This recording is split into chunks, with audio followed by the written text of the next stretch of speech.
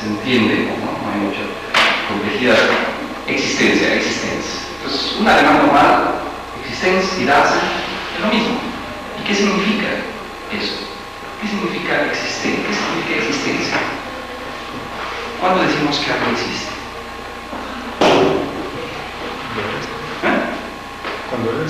Cuando es. Y decíamos hace un momento, por lo general, ¿cuándo son las cosas?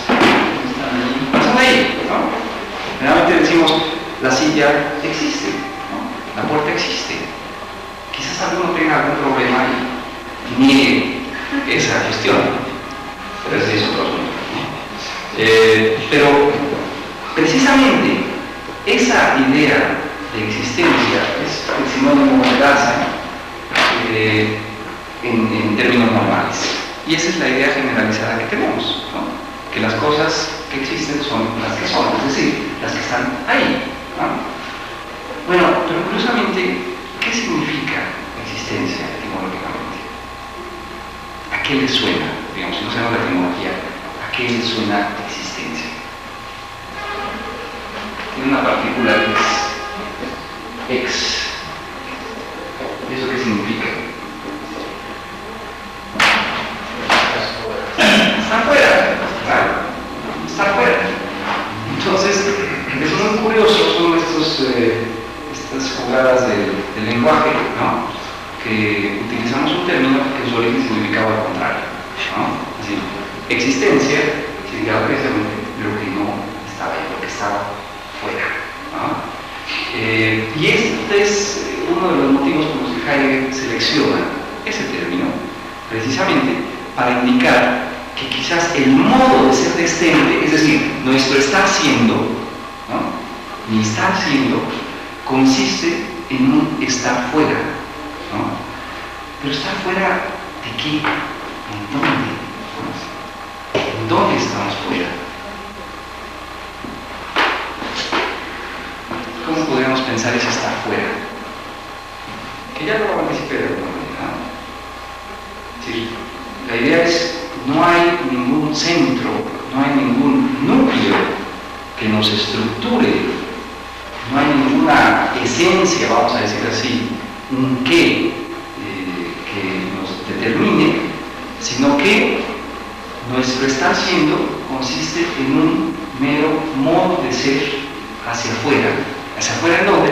Precisamente conocer el mundo, ¿no? Es decir, ¿qué significa eso?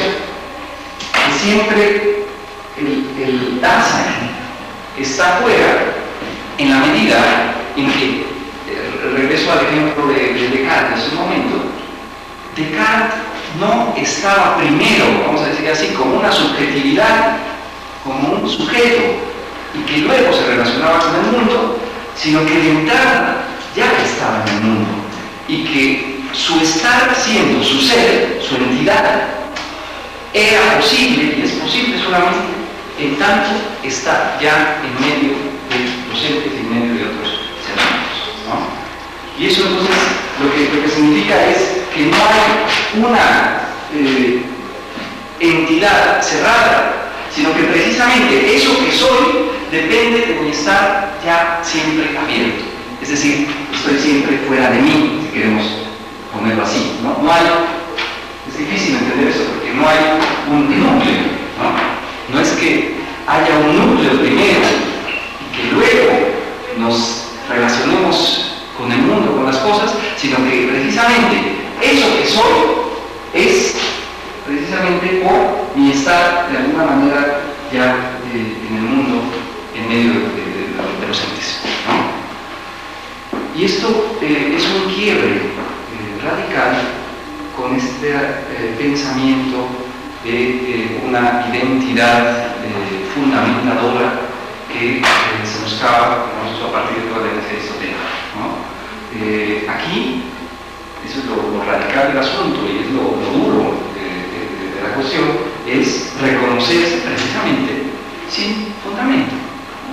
Sin fundamento, sino simplemente estando ya en el mundo de entrada, y en ese estar en el mundo, ¿no? Abriendo mundo, y a la vez entonces encontrándome con los entes, es como soy eso que soy, ¿sí? Es decir, la posibilidad de que yo sea este ente está dada solamente a partir de mi estar ya siempre en relación con lo otro, ¿no? Que no hay la posibilidad de ese punto de partida aislado. Que después puedo aislarme, sacándome de ese estar en el mundo, es posible, y eso hizo toda la tradición, ¿no? Por ejemplo, esta idea de sujeto, ¿no? Pero previo a una idea de sujeto está esta idea de Dasein, ¿no? Es decir, el Dasein, entonces, lo que hace Heidegger es, esto es un rato muy agradable. En términos normales es sinónimo. Heidegger hace una, digamos, separación al señalar entonces que la existencia es el modo de ser de este ente. Al ente que tiene este modo de ser de la existencia le va a llamar entonces Dasein. ¿Y eso qué significa? Que entonces este ente que somos, es decir, nuestro estar siendo, no consiste en un mero estar ahí, es decir, no es un modo de ser presencial, no está determinado desde la presencia, sino desde la existencia. Y por eso entonces, hablar de existencia, ¿no? En Heidegger no hay que confundirlo con los existencialismo simplemente, ¿no? No se trata de lo que después llaman Sartre y los demás, sino esto hay que verlo en términos ontológicos, ¿no? Que precisamente la existencia es el modo de ser de este ente que Heidegger llama Dasein. Ahora, ¿por qué escogió ese término? Sein es ser, ¿no? Y da es ahí, ¿no? Ahí sería la traducción, digamos, literal. Nuestro querido Gauss se puso ser ahí, ¿no? Yo no lo traduzco. Rivera, el traductor, el segundo traductor de ese tiempo, tampoco las traduce, y tiene sus razones, ahorita voy a señalar por qué. Que por cierto, si te interesa hacer el tiempo, por ahí lo que tienes la opción de Gauss, ¿no? Es decir, yo recomiendo, así como cápsula cultural, recomiendo la versión de Rivera, es la primera, pero ya han salido otras, está en otro también. Jorge Eduardo Rivera. Es una traducción lamentablemente más cara, ¿no? Pero es mucho más recomendable, ¿no? O sea, la versión de Gauss es más económica, tiene su mérito, fue la primera traducción completa que se hizo en tiempo autor idioma, ¿no?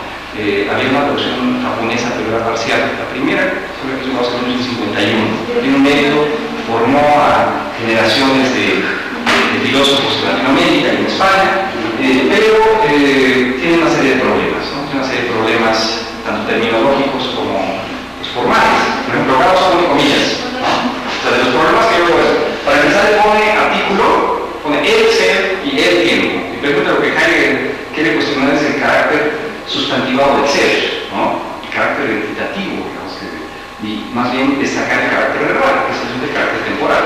Entonces, no debería llevar artículo. Luego, Gauss le pone comillas a todo, porque todo le sonaba raro, ¿no? Entonces, de 5 palabras, 3 llevan comillas. Entonces alguien me dijo, yo no me doy cuenta de eso, me dice, ¿por qué hay que decir con tantas comillas? No creo, si no, el texto además tiene comillas, tiene pocas comillas, y el texto de Gauss tiene cada una de comillas. Entonces, se pierde, por ejemplo, lo que Heidegger quería destacar en comillas.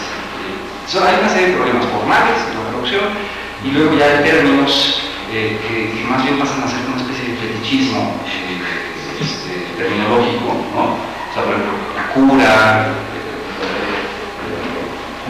el ser cabe, por ejemplo, ¿no? Es fabuloso.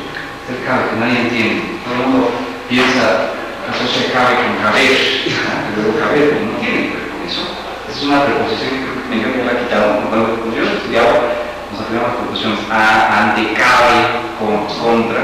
Es que me dijeron que ya la quitaron. Entonces, bueno, pero esa es la preposición que utiliza Gauss, cabe, y que nadie entiende.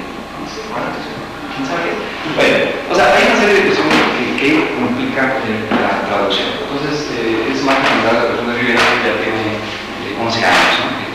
Bueno, entonces, Rivera no traduce Dasein, y no lo traduce precisamente porque con el mero ahí se puede malinterpretar, mucha gente lo ha malinterpretado, a decir precisamente lo contrario de lo que Heidegger señala. Hace un momento yo estaba señalando esta cuestión del mero estar ahí en las cosas, y entonces se piensa que entonces Heidegger pensó el Dasein como un mero estar ahí, y es exactamente lo contrario, ¿no?